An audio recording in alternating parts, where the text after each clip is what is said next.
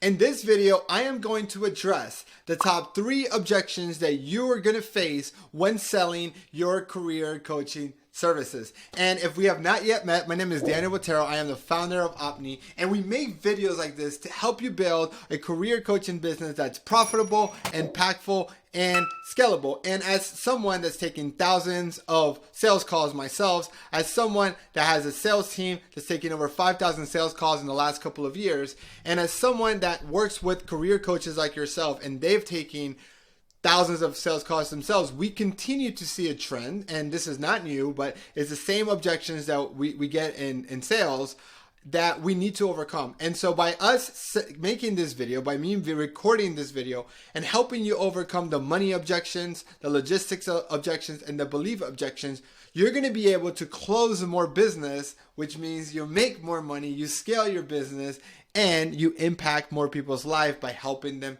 get jobs. And at the end of this video, I will not only cover all of this objections and how to handle it and how to overcome them, but I'm also going to tell you about one objection that you probably never thought about, that you need to start thinking about, that will dramatically impact the way you grow and scale your business. So again, like I was mentioning before, this is coming from a perspective of someone who has taken over 5,000 sales calls, who has a team who's taking them, and we gather a lot of data. This is just our calendar showing you the sales calls that we take, and so on. So from all this thousands of sales calls, we've identified that when people are saying no to us or saying, hey, not now, you can really bucket it into 99% of all objections coming down to either being a money issue, hey, having the resources or access to the resources to buy your program, logistics, which is being able to buy right now. You know, this is actually maybe like a good example of a logistics objection is I need to talk to my spouse. I need to talk to my significant other. I need to talk to my parents. I need to talk to someone else to make this. So there's something that needs to happen before they can make a commitment to speaking to you, which is a fair objection. So we'll talk about how to handle that. And the third is a belief. They might not be super, this is one that's a real objection they might have, but it's not one they voice their opinion right away. But this person might not believe or know that either A, this service can solve their problem, or that you can be the person that solves this problem. But it's more of a belief, whether a belief internally, like that you can help them, or that they can be helped, or that this can solve their issue, or an external belief that you particularly are set up or being able to support them and overcome this. So these 3 objections you will face when selling any service, but in particularly, we've made a lot of these examples for career coaching services at all. If you want access to this document where I literally examples, there's a lot of that I'm going to be reviewing in this video, there's going to be a link in the video here underneath it so that you can actually have access to this document and you can take notes on it, and you can use this kind of to help you with scripts. So next time these objections come on the call, you can look at this document and can reference it and then be able to overcome it successfully. And look, I'm telling you this, if you just follow this video and overcome these objections, which 90+% of your objections will fall under those 3 buckets, you're going to be better than 95% of other salespeople out there, because sales is a skill that shouldn't be luck. Like it's one of those skills that if you practice and you're conscious about it, you're going to be able to just get better at it and close more clients, and it's just going to impact your business as a whole. So our goal when selling is to tick those 3 boxes. How do we proactively do that throughout our sales calls? So let's talk about how these objections could come about during the sales call. So here are some of those objections look like in practice, like on the field. Hey, Daniel, can I get some time to think about it, right? You've probably heard that a million times. Or I need to discuss this with my spouse. Or I need to discuss this with my parents. I need to sleep on it. That's a really good one. Like, hey, you know what? This is great, Daniel. Everything sounds amazing. But I'm gonna want to sleep. I want this. I don't want to make this decision impulsively. I'm just want to get some time. I want to sleep on it, right? A famous one. I don't have money. It's too expensive. I don't have money. So this is like a straight up money objection. I don't know if this is the right thing for me. I don't know if it's a good time for me. So now it's not only if it's the right thing, but if it's the timing, now it's an issue. I think I need X or Y, and you don't have that. So their belief is, I think I need a resume, but you are not giving me a resume. I'm just throwing that as an example, right? So like what they think they need versus what you're providing is different. And so that could be an objection. So there is maybe a miscommunication of expectations, and we need to adjust that. So all of these, and I'm kind of reading off here because my team did such a good job at building this document, which if you haven't already, download this document. All of these different variations will always boil down to one of these three main categories. Like anything that is outside of those three categories is not an objection. It's just simple as that. I know we're trying to simplify sales here, but every objection will fall under one of those three buckets. And if you can identify that, like, okay, this phrase falls under money, logistics, or belief, then you can approach it better, right? So if it's the prospect trying to hide what is really going on and not telling you what's happening, we need to identify what that is. Your job is to uncover the true objection so that you can handle it head on. And this is a really important point here, because understand that most of the time, that objection they are giving you is not the real objection that they actually have. Most of the time, they won't tell you that is a belief issue. Like that's actually one like that we need to uncover. They might cover it with a timing issue. They might cover it with a money issue. They might blame it on a third party. Like, hey, I need to speak to my spouse. I need to speak with my wife. I need to speak with my parents to get the money. Most of the time is maybe they need to, but like a lot of time it's because there's a belief issue. So we need to identify what that is. So for example, prospect. I want to sleep on it. So then we say, okay, sure. What's your main concern? Prospect. It's just too much money. I did not think it was going to be that expensive, right? And we're going to go over the psychology here. But the idea is that in this particular example that I share here, they're saying I need to sleep on it.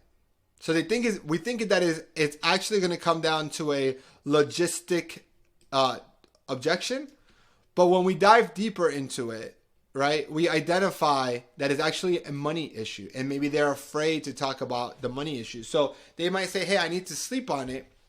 And you might, we gave a simple example, but your reply might be a little bit more of like, hey, I totally understand that do you want to sleep on it? What other information do you think you're missing to be able to make a better decision while you're sleeping on it? What other information you think you're missing to be able to make this information? So then generally at this point, if they say they don't need more information, then we know that there's actually a real objection.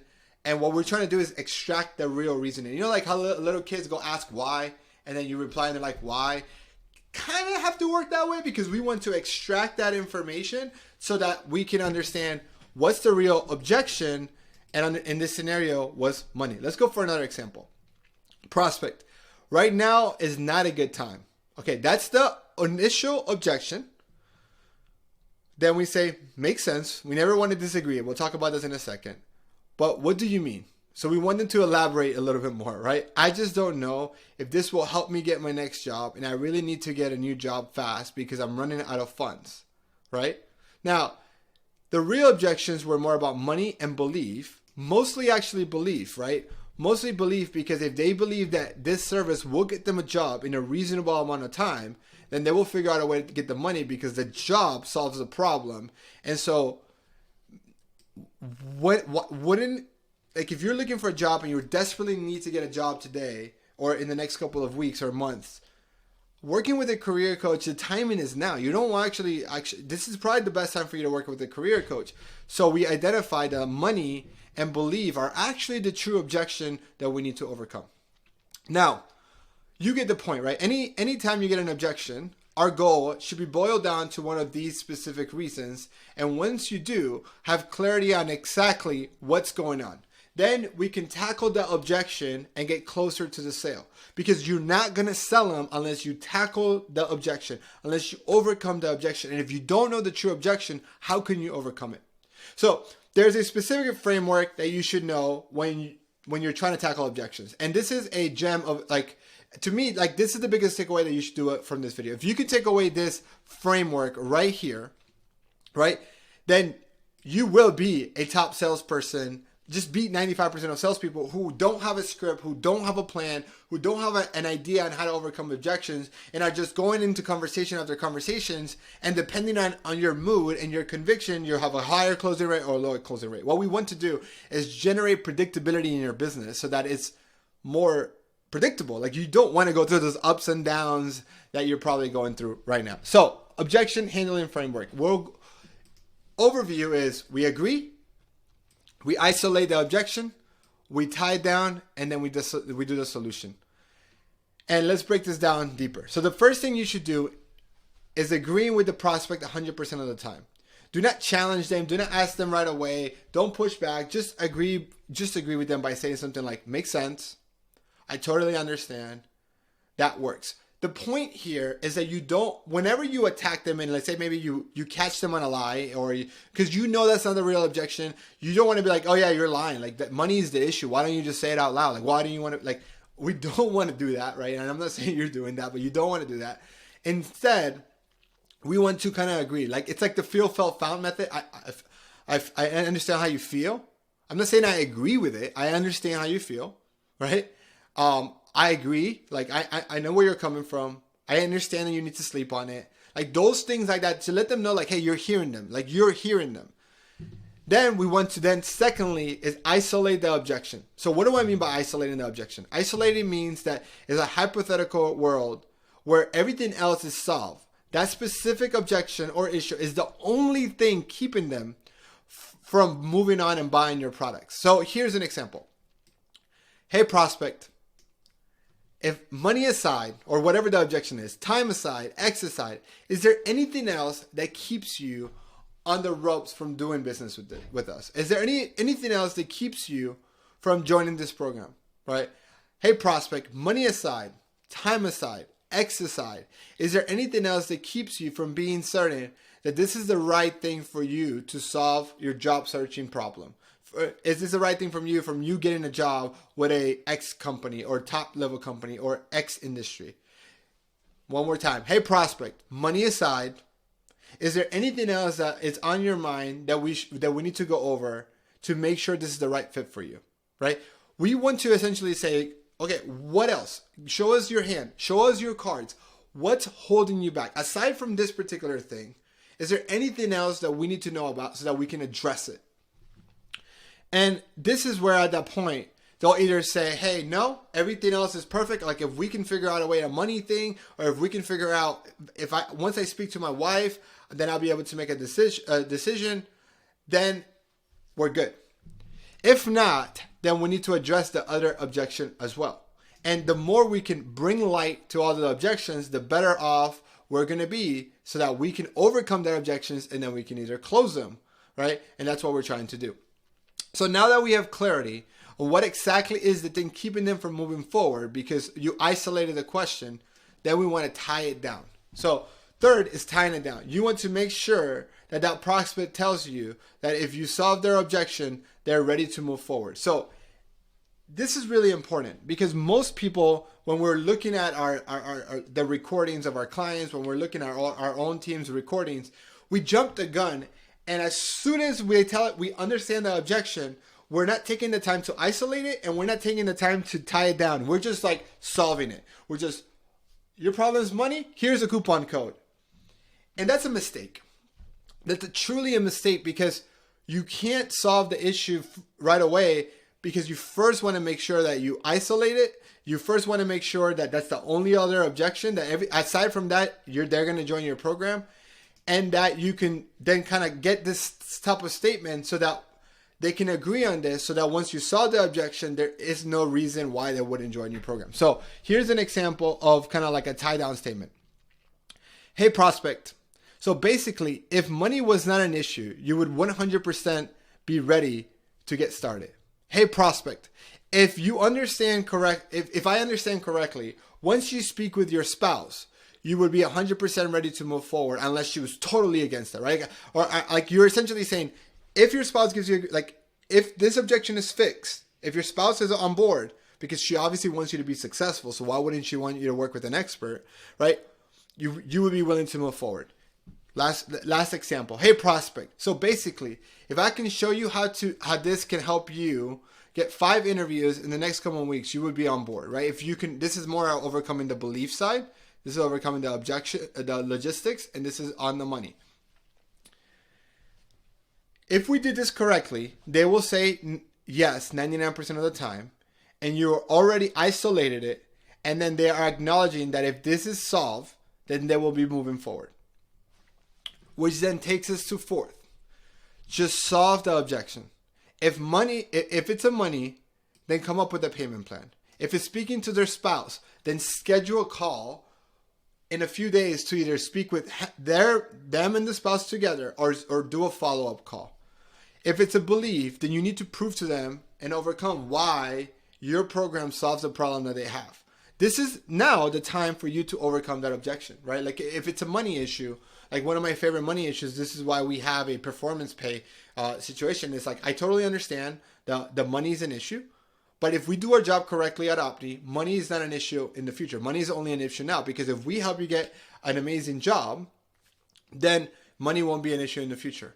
But I have also understand that, that if you don't have any skin in the game, then you're not going to be able to execute at the same level. So if you're not able to pay the $2,500 up front, what do you think you do as a down payment and pay the remaining after you get a job? Or would you be able to do $500 a month for the next 5 months? Or would you be able to X, Y, and Z? Or would you be able to put it on a credit card? Or would you be able to do this?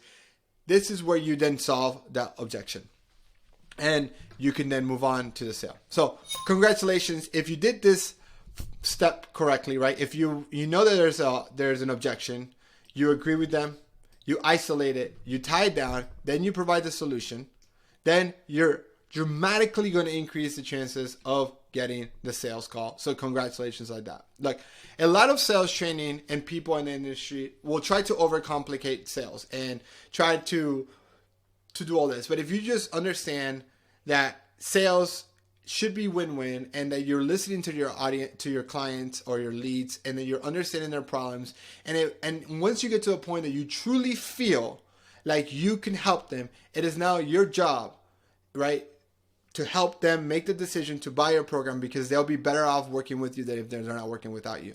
And they're not going to buy the program if you don't overcome the objection. So if increasing your sales for your career coaching business is something that's important to you, and you want to maybe learn more about what it looks like to work with our team, where we help, where we write the sales script for you, where we review your sales scripts, where we help implement our sales process into your career coaching business, then go ahead and click this link below.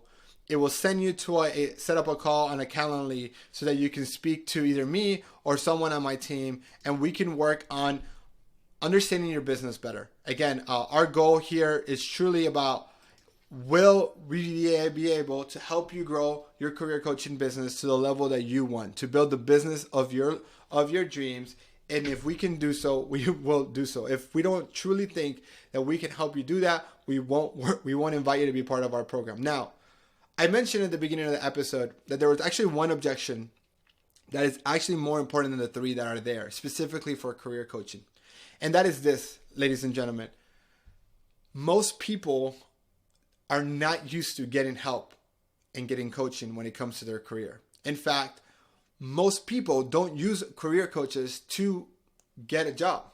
And that's actually different than other areas, because when we're looking to buy a house, we use a real estate agent. When we're looking to plan for retirement, we use a financial advisor. But our careers and our jobs, right, are what allows us to buy the bigger house, have better retirement. And in fact, we know that coaching is really, really important. And what I have found that even more important than the money, than the logistics or the belief objection, is a lot of times you're selling them on why they should have coaching, and instead of why they should work with you. And you're selling them on why coaching is important and why investing in a career coach is a great investment.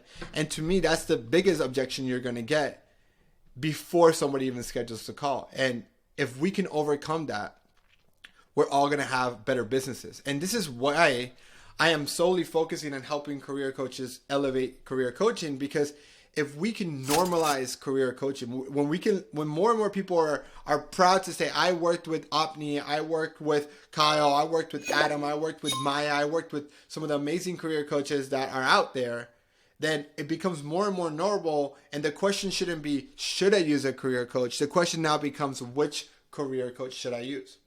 And because of that, this is why our mission at Opny is to normalize career coaching, because if we collaborate as career coaches, instead of thinking each other as competition, we actually all win. Our clients win because they are in a fulfilling career where they're getting paid what they love and deserve. You win because you now have an amazing, thriving business that's profitable, scalable, and impactful, right?